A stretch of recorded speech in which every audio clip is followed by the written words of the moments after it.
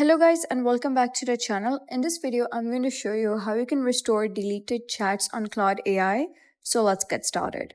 First thing you need to know is that you will only be able to recover all of the chats if you have created a backup for them. You're going to click on your profile here at the bottom left corner and click on settings.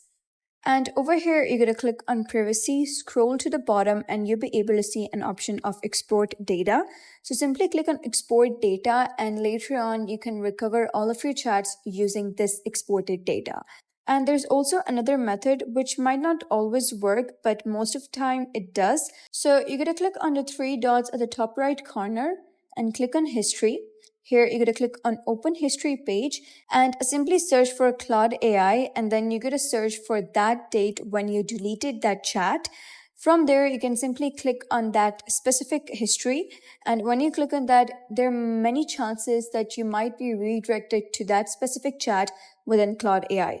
But remember, this method might not always work. The only realistic method is by creating backup and then recovering from that backup.